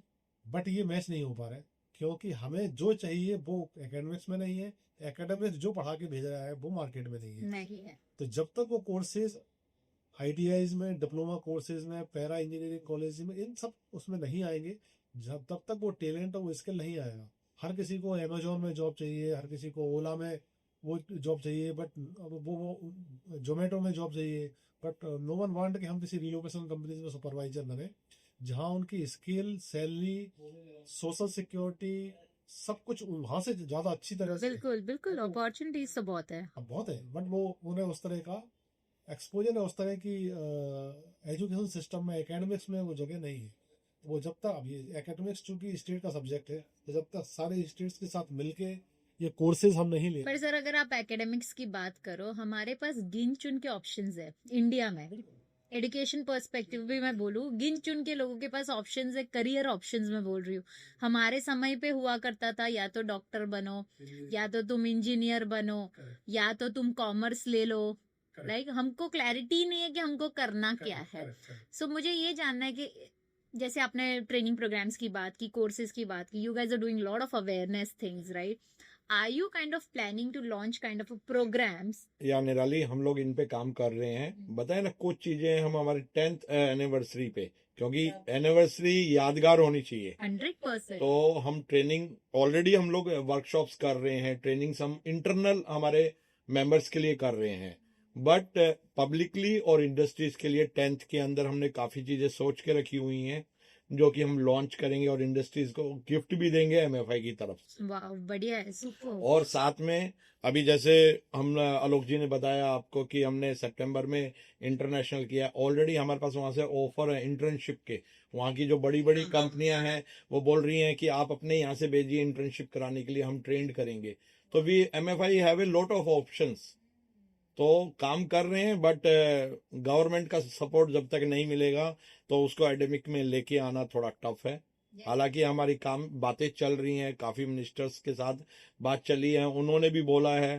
तो मंच पे तो हर कोई आके बोल देता है, लेकिन बाद में थोड़ा सा टाइट हो जाता है। I am sure government will do some. नहीं, डेफिनेटली, मैंने जैसे बताया ना आपको कि बीआईएस के साथ, बीआईएस ने ही एमएफआई को अप्रोच किया, हमने नहीं किया। उन्होंने मार्केट रिसर्च करी, मार्केट रिसर्च के अंदर उनको मूविंग कंपनीज ने बताया कि आप हमसे पूछने की बजाय आप एमएफआई के पास जाइए। अरे वाह। तो वो आए हमारे साथ, फिर 2 दिन हमारे बेंगलोर हेड ऑफिस में वो विजिट किया कि हाउ वी वर्क। उन्होंने हमारे डॉक्यूमेंट्स चेक किए, सारी चीजें चेक करी। फिर हमारे 4-5 मेंबरों से अलग अलग सिटी में जाके वो मिले भी अरे कि भाई जो एमएफआई बात कर रहा है वो एक्चुअल में है भी या जस्ट ओनली इन डॉक्यूमेंटेशन और वर्ड्स पे हैं। तो उन्होंने बॉम्बे में भी 1-2 कंपनी के साथ बात करी, हमारी उत्तर प्रदेश में भी गए, देहरादून साइड भी गए वो, तो उनको सेम चीजें मिली। उतना बड़ा इंफ्रास्ट्रक्चर ना मिला हो जितना आलोक जी का या बेंगलोर में एमएफआई का है, उतना बड़ा नहीं मिला, बट एक इंफ्रास्ट्रक्चर मिला और एक उनको लाइन मिली कि हाँ भाई ये सेम लाइन पे चल रहे हैं, सेम पाथ पे काम कर रहे हैं। तो इन चीजों पे हम लोग काम कर रहे हैं और डेफिनेटली 10वें के अंदर इंडस्ट्रीज को बहुत कुछ ऐसा नया हम लोग देंगे। जैसे अभी हम हब्स पे काम कर रहे हैं जिससे कि कस्टमर की 20-40% रिलोकेशन कॉस्ट, मूविंग कॉस्ट कम हो जाएगी। वाह। और वो हम एमएफआई मेंबर्स के लिए नहीं, इंडस्ट्रीज के लिए कर रहे हैं। तो इसीलिए बोला ना, wait for another 1 year and industry will get more gift from the MFI. Wow, that's amazing. मतलब इंडस्ट्रीज को तो सबसे ज्यादा रिक्वायरमेंट होती है। हमारा इंडस्ट्रीज के लिए है, कोई हमारा पर्सनल वो नहीं है एजेंडा, ना आलोक जी का ना मेरा। Clear, it's a trust non profitable organisation. Correct. हमारा कोई भी 1 रुपया भी कभी भी किसी भी फाउंडर मेंबर को नहीं जाता है। We are giving only. Wow. हमने इंडस्ट्री से बहुत कुछ लिया है, बहुत एक्सपीरियंस लिया है, वेरी रिच कंटेंट हमारे पास है इंडस्ट्रीज का। तो अगर हम नहीं देंगे तो कैसे काम चलेगा? डॉक्टर का बेटा डॉक्टर बनना चाहता है, लॉयर का बेटा लॉयर बनना चाहता है, इंजीनियर का बेटा इंजीनियर बनना चाहता है। 100%। तो बट रिलोकेशन कंपनी का वो मदर बोलती है नहीं नहीं नहीं, अच्छी नहीं है। लेकिन आने वाले टाइम में ये डेफिनेटली होगा कि हमारे बच्चे हमारी विरासत को अडॉप्ट करेंगे। बिल्कुल बिल्कुल, और बढ़िया अपॉर्चुनिटी। किसको नहीं रिक्वायरमेंट है, इंडस्ट्री बोलो, बिजनेस बोलो, नॉर्मल कंज्यूमर्स बोलो, बिल्कुल, अलौकिक का बोला है। लोकेशन हो रहा है तो जगह जगह पे it's a need based industry, right? And it's a requirement, I mean it's your, I can say it's a daily requirement. दिन में अगर आप देखोगे तो, अगर मुंबई शहर में ही मैं बोलूँ, दिन में कितने मूविंग होते रहेंगे, right? So opportunity is vast. Now coming back to your, जब आप बात कर रहे थे गवर्नमेंट की, राइट? ये इंडस्ट्री में अभी भी लोग without compliance, without any training program अपनी कंपनी शुरू करती है। I am sure that MFI is doing lot of things. अब आपके जो मेंबर्स है उनको कंप्लायंस भी पता रहेगी, ट्रेनिंग्स भी आपको बहुत अच्छे, एसओपी सारी आप उनको बताते हो। लेकिन इनके लिए आप क्या कहना चाहोगे जो already like without any compliance, because government की इंटरवेंशन अब तक है नहीं, तो विदाउट एनी कंप्लायंस या ट्रेनिंग या फिर without any R&D, people start with their company? देखिए, उसमें उनको रोकने की अथॉरिटी तो हमारे पास नहीं है। हम जो कर सकते हैं MFI लेवल पे, वो कस्टमर को अवेयर कर सकते हैं। हम अपने मूवर्स को अवेयर करते हैं कि आप उनके थ्रू कस्टमर को अवेयर करें कि इस तरह के उसमें ना आए। जो आपने 3 फ्लैग, जो रेड फ्लैग बताए थे, वो ज़रूर टेस्ट लगाए उनका, और ये सब चीज़ें देख के वो करें। प्लस यदि कोई कंपनी हमारे टच में आती है तो हम उनसे भी ये रिक्वेस्ट करते हैं कि आप MFI का पार्ट बनिए। हो सकता है बहुत छोटे छोटे शहरों में छोटी छोटी कंपनीज हैं, उन्हें ये पता ही ना हो कि इस तरह के कंप्लायंस होते भी हैं, जरूरी भी हैं। हाँ जी, बिल्कुल नहीं पता है ना? छोटी सी जगह है महाराष्ट्र में, एक सोलापुर, कोल्हापुर, सांगली। अब वहाँ पे यदि कोई पैकेट फूड्स का बिजनेस कर रहा है तो उसको हो सकता है ना पता हो कि GST भी है इस इंडस्ट्री में, और उसको भी लेना जरूरी है। तो यदि वो हमारे संपर्क में आता है तो हम बोलते हैं उसको कि आप MFI का पार्ट बनिए, आपको ये रिक्वायरमेंट है, ये फुलफिल कीजिए। तो हमारे साथ जुड़ने से आपको बिजनेस भी मिलेगा मेंबर्स का, आपको ये कंप्लायंसेस की नॉलेज भी मिलेगी, आप ऑर्गेनाइज भी होंगे, आपको टेक्नोलॉजी भी मिलेगी, ट्रेनिंग भी मिलेगी। और फिर आप देखो कि आप 1 साल में, 2 साल में, 3 साल में ग्रेजुअली आप कैसे ग्रो हो रहे हो। तो वो जो हमारे साथ जुड़ते हैं, फिर उनको ईयर बाय ईयर अपने आप में ग्रोथ पता लगती है। उन्हें पता लगता है कि ये चीज़ें जो जिनको वो काउंट ही नहीं कर रहे थे, कितनी ज़रूरी है। वो कंपनी जब कभी बैंक के पास लोन लेने के लिए जाते हैं या MSME में लोन के जाते हैं, तब पता लगता है कि ये जो अपने आपने बताया था 3 साल पहले कि ये आप डॉक्यूमेंट ले लो, तो ये तब बहुत बेनिफिशियल हो जाता है। तो इस तरह से हम उनको करते हैं, कस्टमर को करते हैं। बट देखिए, ये बात सही है कि लार्जर स्केल पे तो गवर्नमेंट ही ये काम कर सकती है। बिल्कुल। एक सिंपल लाइसेंस बैरियर या कुछ भी ऐसा लगाए जो जनरली हर इंडस्ट्री, हर के सर्विस पास होनी चाहिए, होती है। बट पता नहीं इसमें नहीं है। एक ऐसा वो बनाए जो वेरीफाई होने के बाद ही प्रदान किया जाए, ताकि बेसिक्स हम एक रेंट पे रखते हैं किसी को भी, तो उसका भी पुलिस वेरिफिकेशन हो जाए। बिल्कुल। तो एक बेसिक चीजें यदि गवर्नमेंट करे तो ये लार्ज स्केल पे वो कर सकते हैं। हमारी अपनी एक लिमिटेशन है, हम गाँव जाके इतने मतलब लाखों कंपनीज को नहीं अप्रोच कर सकते। हाँ, बट डिजिटल मीडिया के थ्रू ये जो आज का प्रोग्राम है, इसका भी ऑब्जेक्ट यही है। इसके थ्रू जितनी रीच हो, जितना अवेयरनेस जितनी हम पहुंचा सकते हैं, उतनी हम पहुंचा रहे हैं। बढ़िया है, बढ़िया। आई am sure that MFI must be doing lot of, MFI is doing lot of activities जहाँ पे लोग मेंबरशिप लेने के बाद उनको बिजनेस को ग्रो कैसे करना है, ये भी सारी ट्रेनिंग उनको दी जाती रहेगी। बढ़िया बढ़िया। अब मुझे ये जानना है, जैसे हमने डोमेस्टिक मार्केट की बात की, how different is international market from our Indian market? International market organise हुआ है, मतलब ये जो इश्यूज डोमेस्टिक मार्केट में है वो इंटरनेशनल मार्केट में नहीं है। देखिए, इंटरनेशनली 3 वेज है जाने के। जो नेबरिंग कंट्री है वहाँ बाय सरफेस जाता है, और मोस्ट ऑफ द कंट्रीज में जो कि हमारे नेबरिंग कंट्रीज के साथ अनफॉर्चुनेटली रिलेशंस अच्छे नहीं है, तो ज़्यादातर कंट्रीज जो फ्रिक्वेंट मूविंग कंट्रीज है उसमें सिंगापुर, ऑस्ट्रेलिया सेक्टर है, UAE है, UK और US है, जो जहाँ इंडियंस का आना जाना ज़्यादा है। अभी चाइना रसिया साइड उतना मूवमेंट नहीं है, तो ये कंट्रीज के साथ या तो बाय सी से जाएगा या बाय एयर से जाएगा। तो सी और एयर के मोड के जो शिपमेंट है उनमें सेट ऑफ स्टैंडर्ड सालों से मतलब फिक्स्ड है। उसमें उसमें कुछ ऐसा नहीं है कि हमारी अपनी चॉइस है, वो जिस तरीके से जाते हैं उस तरीके से जाते हैं, आपको वही फॉलो करने हैं।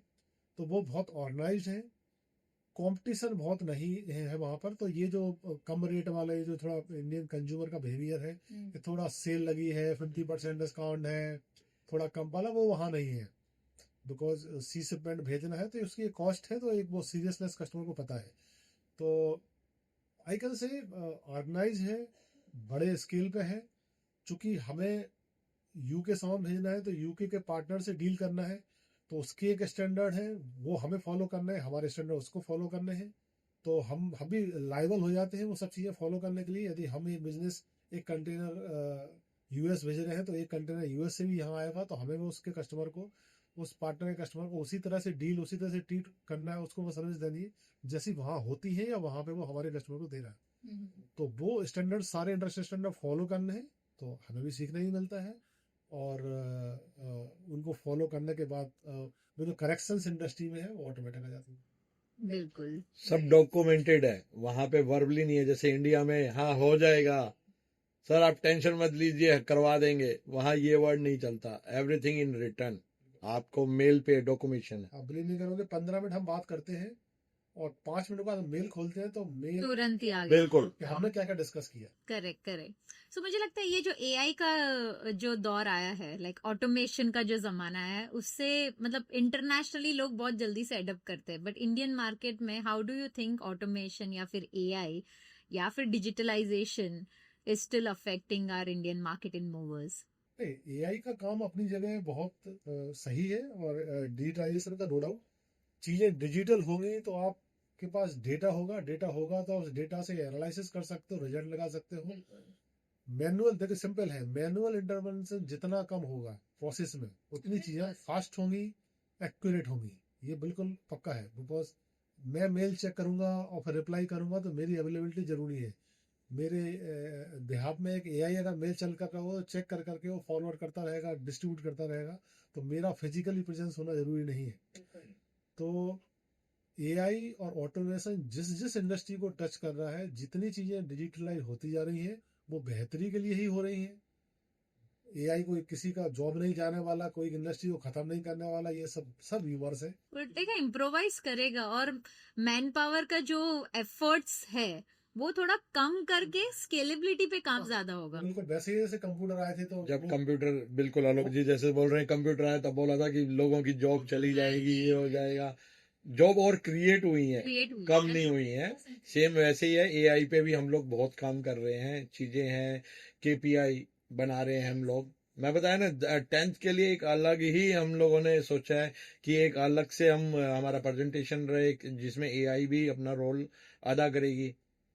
क्योंकि अगर केपीआई काम कर रही है तो डेफिनेटली आलोक जी बता सकते हैं कि शर्मा जी कैसे वर्क कर रहे हैं, Correct. कर भी रहे हैं या नहीं कर रहे हैं, या सिर्फ जस्ट बात कर रहे हैं। करेक्ट। तो एआई से बेनिफिट बहुत है, बस ये है कि हमें थोड़ा सा अपने आप अडॉप्ट करना है, हमें अडॉप्ट करना है, बदलना है। वो थोड़ा सा जो मैंने आपको स्टार्टिंग में बताया हाँ ना, जी। सबसे कठिन चीज वही है सबसे ज्यादा कि अपने आप को बदलना है या दूसरे को बदलना। तो हमें बस थोड़े से उस टाइम के हिसाब से, उस टेक्नोलॉजी के हिसाब से अपने आप को अपडेट करना है। जैसे हम अपने मोबाइल या लैपटॉप या बाकी चीज अपडेट करते हैं, अपडेट खुद को करना है। एआई सपोर्टिव है, ऑटोमेशन। सवाल ये है ही नहीं कि हम अडॉप्ट करेंगे कि नहीं, सवाल ये है ही नहीं, हमें वो करना ही पड़ेगा। करना ही पड़ेगा। Open for change. ये तो चॉइस नहीं है, ये तो आपको करना ही पड़ेगा, अदरवाइज आप पीछे हो जाओ। नहीं, पर मैंने देखा है, जैसे मैं सिर्फ ये इंडस्ट्री की बात नहीं करूंगी, कई सारी इंडस्ट्री जो हमारे बाप दादा वगैरह चलाते थे, they were very traditionally run businesses, right? तो अभी का जो दौर है, लाइक ये जो इजी आप चीजें कर सकते हो ऑटोमेशन के थ्रू, आपके टाइम कम में बहुत सारी चीजें हो जाती है, राइट? सो ये इंडस्ट्री में डू यू थिंक कि अभी भी वो जो माइंडसेट है वो ट्रेडिशनली रन बिजनेस का है, या फिर नया लाइक इम्प्लीमेंटेशन के लिए या फिर एडॉप्शन के लिए भी लोग तैयार हैं? वो अगर आप निराली देखेंगे तो वो ज्यादा अच्छे से करते थे, क्योंकि वो हर एक छोटी छोटी चीज को नोट करते थे, हर चीज को।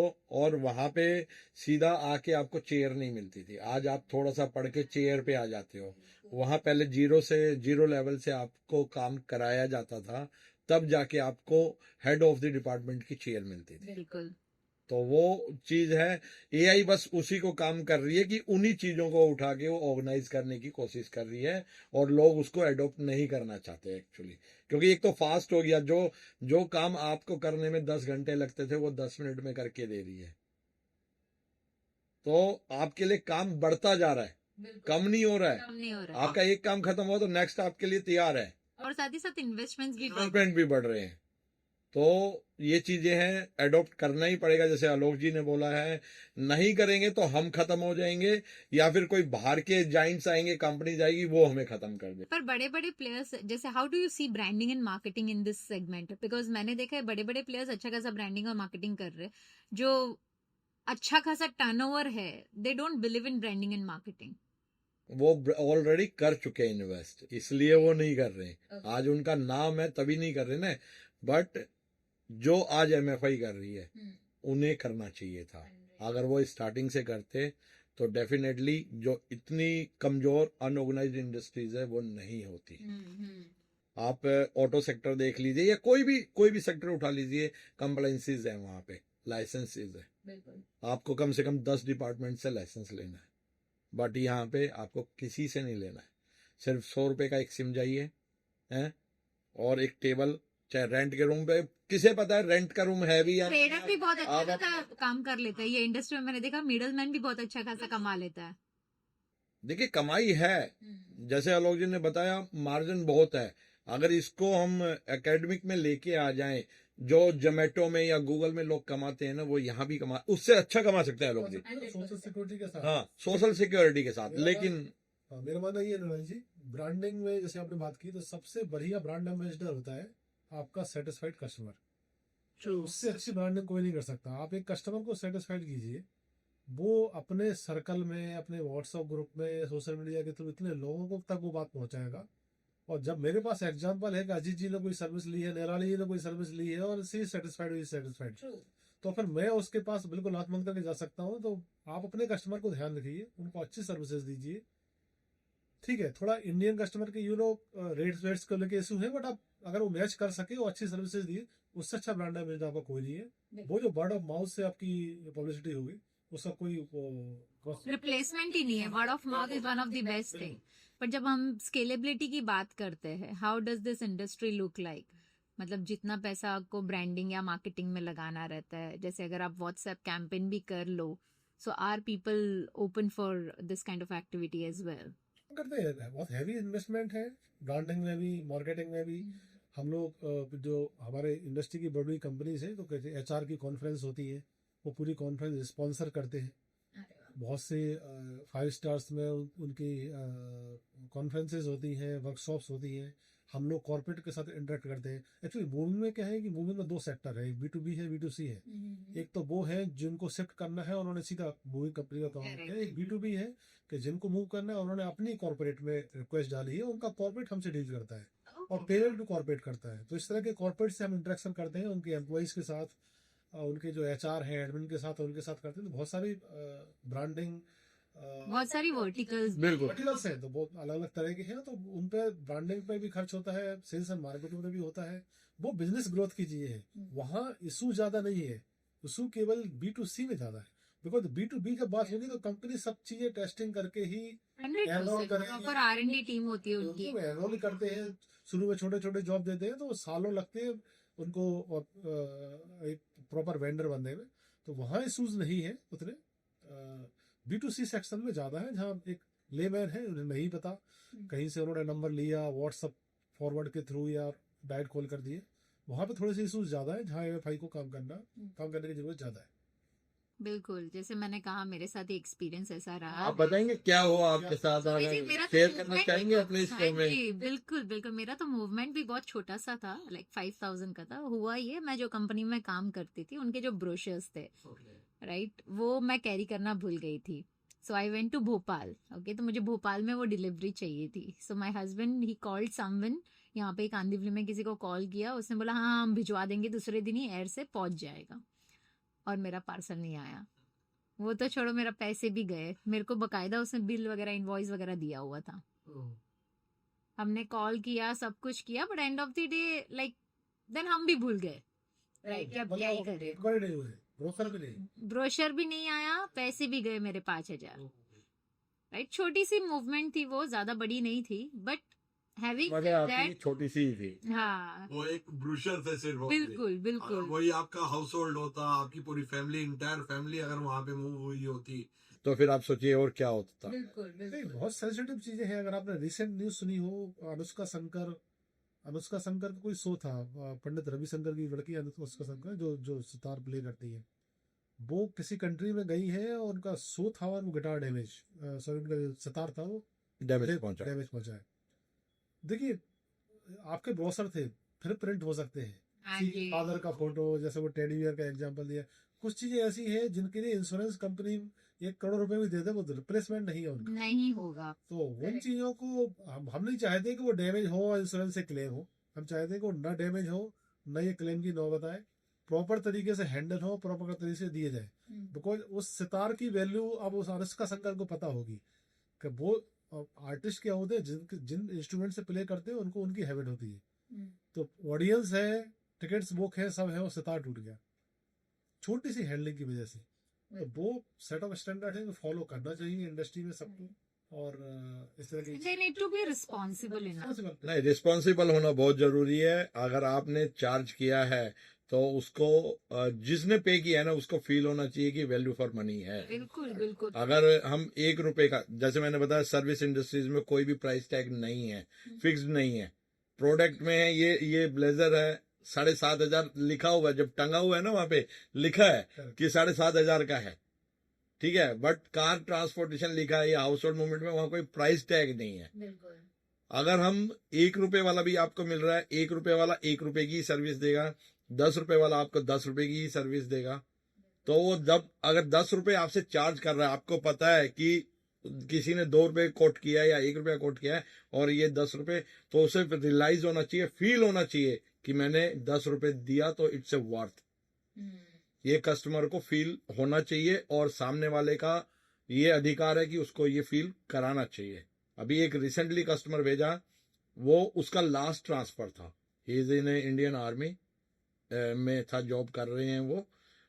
उनका 20 साल जॉब हो गई है और लास्ट मेरे से करवाया उन्होंने। मैं नंबर अगर चाहिए शेयर करूंगा, आप उनसे बात कीजिए। वो बोले ये मेरी बदकिस्मती है कि मेरा लास्ट ट्रांसफर आपके साथ हुआ। बोला आई नेवर सीन, यानी 20 साल में उन्होंने 6 या 7 डेफिनेटली मूव किए होंगे और वो रिकमेंडेड कस्टमर था। और रिकमेंड करने के बावजूद भी ही इज नॉट ट्रस्ट, क्योंकि पहले उसके साथ गलत हो चुका था। वो हमारे ऑफिस में आया, ऑफिस देखा, चीजें देखी उसने।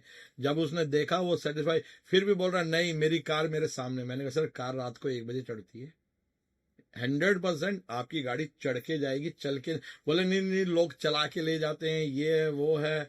मैंने कहा सर 1 किलोमीटर आपकी गाड़ी यहाँ खड़ी है, किलोमीटर की फोटो खींची है, आपको इतना ही, इसमें एक भी पॉइंट ऊपर नहीं मिलेगा, क्योंकि we have in house facilities. ये नहीं है कि आपसे कार लेके मुझे थाने जाना है या भिवंडी जाना है चढ़ाने के लिए।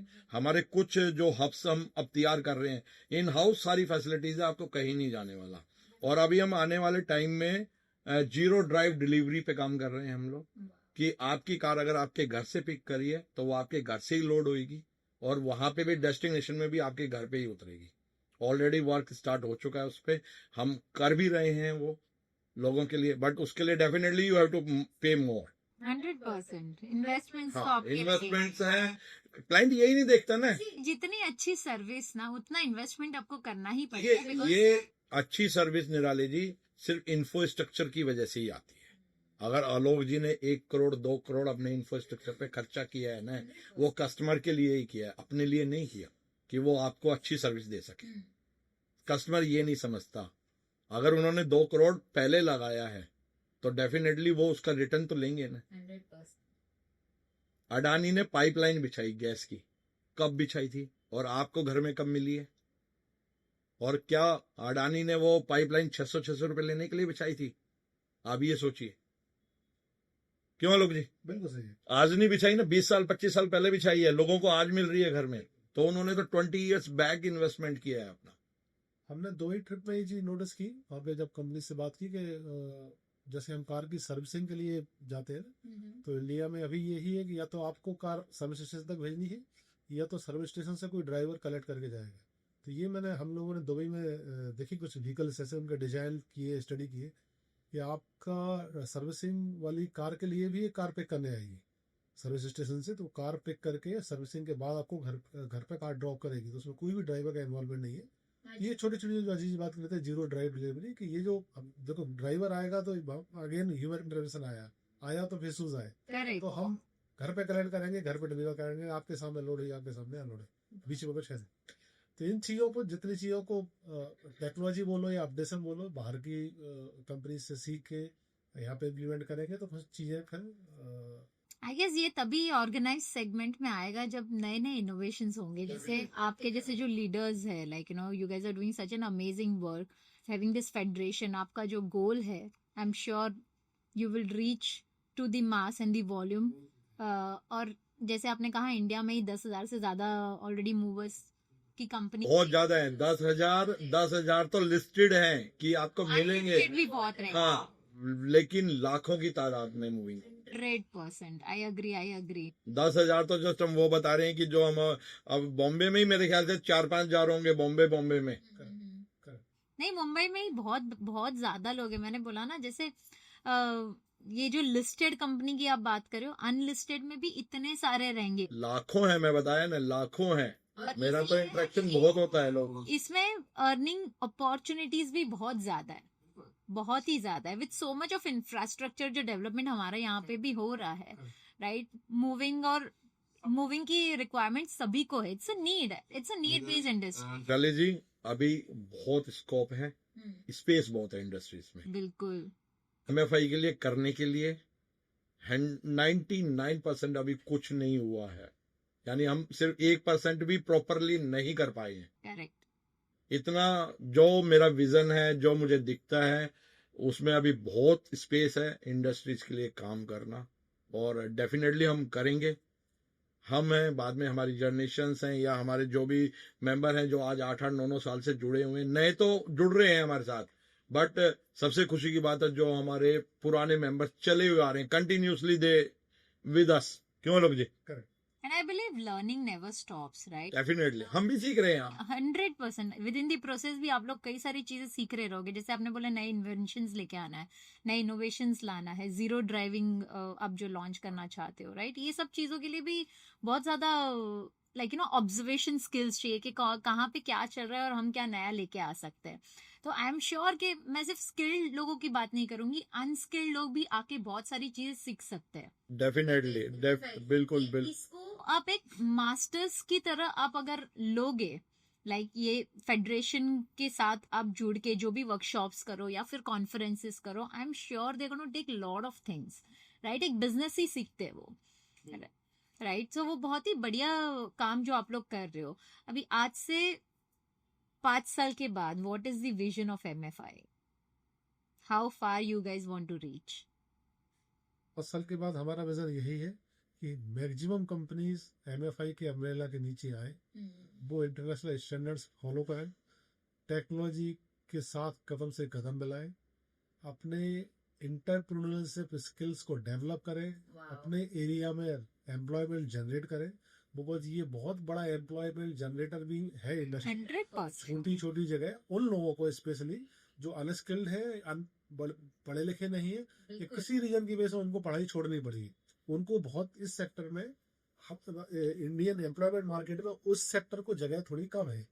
तो वो लोग जो किसी कारण से अपनी एजुकेशन को कंटिन्यू नहीं रख पाए, वो उनको एम्प्लॉयमेंट प्रदान करें, खुद एंटरप्रेन्योर बने छोटे छोटे शहरों में, प्लस एंड यूजर जो हमारी पब्लिक है, जो कस्टमर है, उनको वो सॉल्यूशंस स्टोरेज के, व्हीकल्स के, हाउस के, मूविंग के, वो उनको प्रोवाइड करें। बिल्कुल। यही विजन है, मिनिमम से मिनिमम इशूज क्रिएट हो। ये इशूज ठीक है, ऑपरेशनल इशूज आए जैसे इंडिगो के साथ आगे दर्शकों के, बट चीटिंग नहीं होना चाहिए कि आपने पैसा ले लिया और वो इस तरह के इशूज नहीं। सर, इसीलिए तो कंप्लायंसेस, गवर्नमेंट इंटरवेंशंस की, गवर्नमेंट के रूल्स और रेगुलेशंस की, उनके लाइसेंसिंग की, ये सारी चीजों की बहुत रिक्वायरमेंट है।